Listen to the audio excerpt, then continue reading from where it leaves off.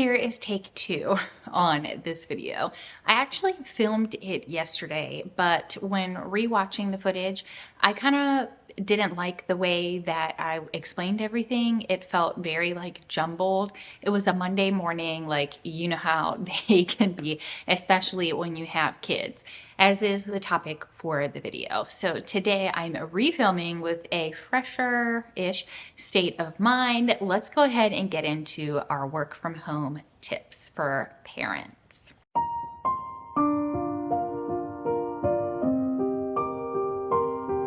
Recently, I have been seeing a lot of creators not only announcing that they are having kids, but kind of talking about how to balance being a business owner or a work from home type situation. And I thought, what better way to add value than to throw my 2 cents into the ring? So I own a handmade business, candles, soap, luxury handmade products. And I also have 3 kids. I have an 8-year-old, a 5-year-old, and a 14-month-old at the time of filming the video. So how do you juggle all the things? Bottom line, I know a lot of people will say, oh, you just figure it out. You just have to get into a groove. And while I believe that for sure and agree with it, there are some things that you can do to help you out. And then at the end of the video, I will throw in a bunch of just random things that help when I need 5 more minutes to finish a project that I'm working on. I truly do believe that the best way you can find success running your handmade business while being a parent at home with your kids is to be adaptable. Don't click off of the video. I'm aware that that is the most basic of advice. I get it. I understand.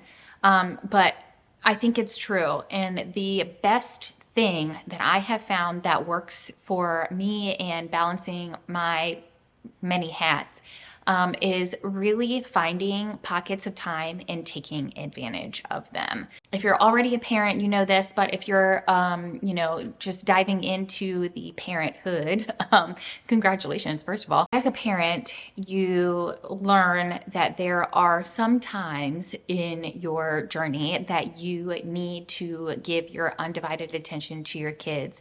And there are other times as a business owner where you need to give undivided time to your business. The best way to find success in that is to give that full attention to each section as you can. When your kids are distracted, you can get that last project done. When you are waiting for your soap water to cool or your wax to melt, you can give that full attention to your kids.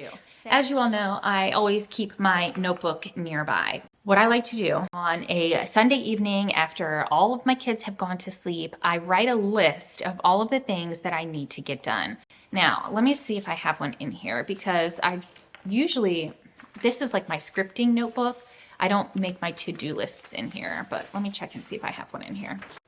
I mean, yeah, kind of, but I didn't really fill it out. A standard to-do list. I make a list of things that I need to make, a list of things that need to be finished, a list of things that need to be photographed, and any other things that I plan to do that week. Like if I'm filming videos for YouTube, or I want to put something on my Facebook page for my business, or in my makers Facebook group, which is linked down below if you want to check it out. It's free to join. So I make that list. That way, when the week starts and I have that pocket of time where the baby's napping and my other 2 are entertained, I can just hit the ground running. The worst thing that you can do when you're trying to balance all of it is find yourself with the availability to get something done, but be up in the air about what you need to do. So write it all down, get all your thoughts on paper. That way, when that time comes, you can just hit the ground running and you're ready to go. This is actually something that works really well when the baby's awake and kind of needy.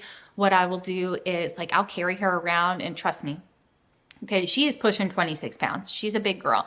I will carry her, and then in the other hand, I will set up tables in my studio with all of the ingredients or raw materials or, my photography stuff. I will set all of that up, have it ready to go in accordance with my list. That way, once she needs to eat lunch, I can get started. Or when she takes a nap, I can get started. Or when she's playing, I can get something working. So I think that the more planning you do in advance, the more successful you'll feel when those times come about. Another thing that I found to be super successful is actually setting up a workspace within my kids' playing space. So I have a toy room in the house, and it's actually like over on this side of the camera. So the kitchen's in the background, and then we have a toy room over there. So essentially what I did was I took a section of the toy room and I blocked it off with like all of the kids' big toys, like, you know, the doll houses, the kitchen sets. They have like a little ice cream stand, the bucket of Nerf guns, you know, whatever you have that's big. You might have a Hot Wheels track, or if it's a baby, you might have the baby swing or the baby seat. I line off and kind of like block off that area. That way they can still see me and I'm still there with them, but I'm able to kind of focus on making something. Now, that tip does come with a caveat, because you obviously need to make sure whatever it is that you're making during that time is okay to be in the same space as where your kids are. So I would not obviously be making soap up there, again, because of the chemicals that you have to mix in the ventilation. You know, it's properly ventilated. There's fans, there's a window unit, you know, we have a bunch of windows, all that kind of thing. But for me, it's an unnecessary risk. So making things like soap or making things like body butter, I won't do up there, but I can make bath bombs. They don't have a lot of airborne particles once everything's mixed together. And if I turn the fans on, then, you know, we're good to go. Or a sugar scrub, right? I can do that in that space as well.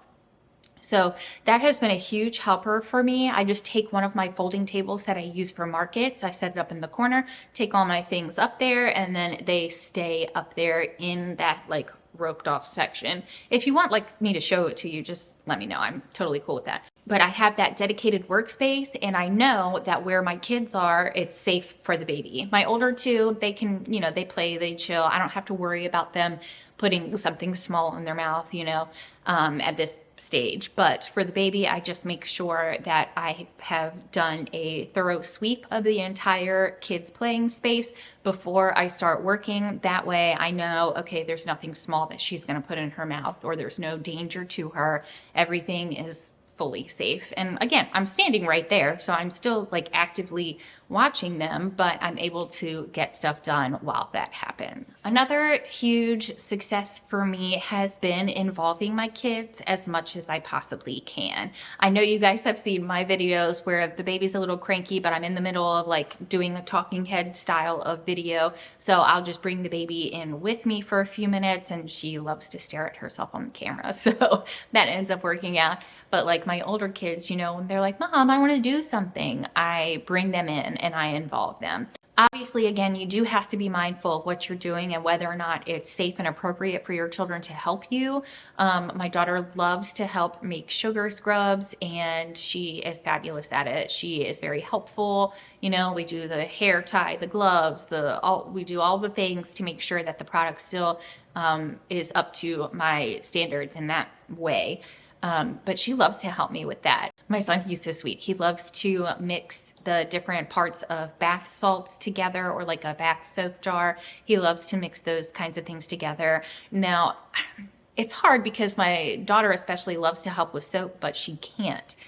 Which is why I started with Melt and Pour in the first place. So if you're looking for a way for your children to help you with like a cold process soap, what I do is I let my daughter help me with the design of it on paper, and we go through the fragrances and the colors that we have, and she helps me out in that way. And then, you know, once that's all set up and ready to go and the baby's sleeping and they're entertained, then I can go ahead and make that bar. Once I have cut them and they have cured, she does like to use the potato peeler to like bevel the edges, and, you know, she wears gloves and everything. So I think that's perfectly safe. Again, we're very well ventilated. So just finding, those are just a couple of different examples of ways that your kids can help you, and kind of make it less of just you and more, you know, building that bond together.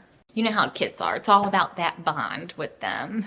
Other things, these are kind of random, but I did just want to kind of throw them in here because I do know that they help. I have dedicated toy bins downstairs in the living room. So here's my kitchen behind me. My living room is on the other side of the camera, and the kitchen is where I make soap because we have our like range and it has a very powerful fan over top of it along with the fan in the living room, right?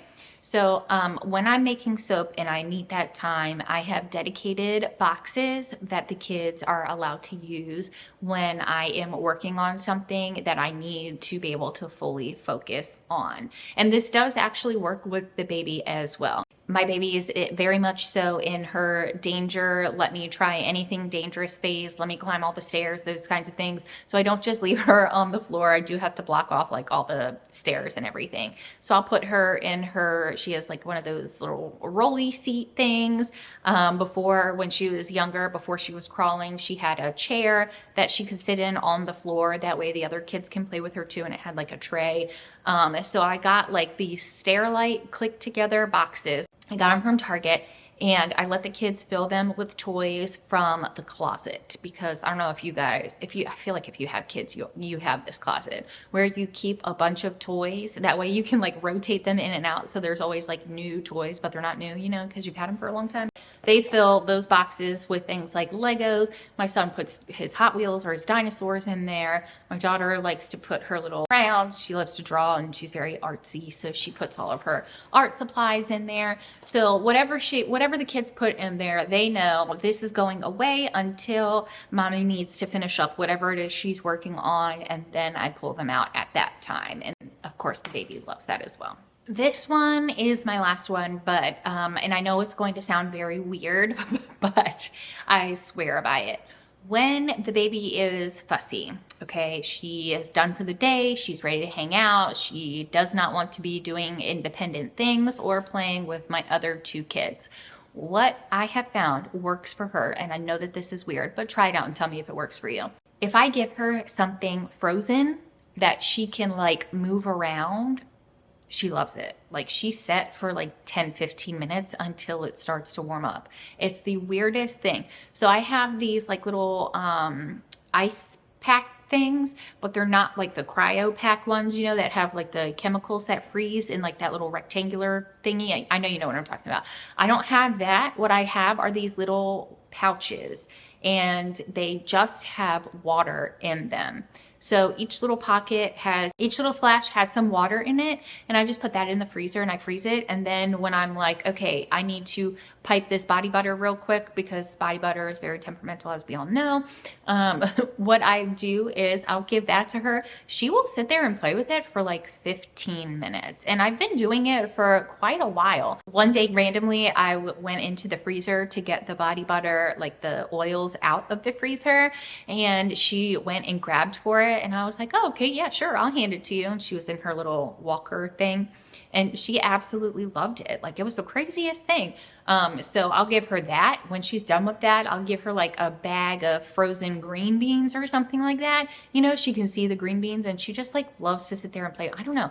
I can't figure out what it is, but I swear by that tip, if you need like 10 more minutes to finish a project, definitely find something in the freezer that won't harm them as it thaws and try that out. Let me know if that works for you because I'm super curious if it's just like my kid or if it's other kids as well. That's my master plan for, or I would say that those are probably the best tips that I have when it comes to working from home or being a business owner while you have kids.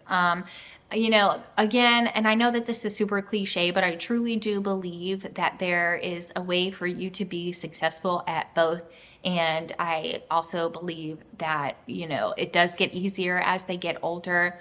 And you have to get into a routine with things. I think the scariest part is trying to figure it out. And then once you figure it out, it's kind of smooth sailing, which is normal for parenthood, I feel like. But don't worry if you're like having a hard time, take the day off, take, you know, the week off. And then, you know, later when you have some time after the kids go to sleep, before they wake up, you know, when your partner gets home, when the grandparents want to watch them for the night, take advantage of that time and do as much as you possibly can and get as far as you possibly can with different products and different parts of your business.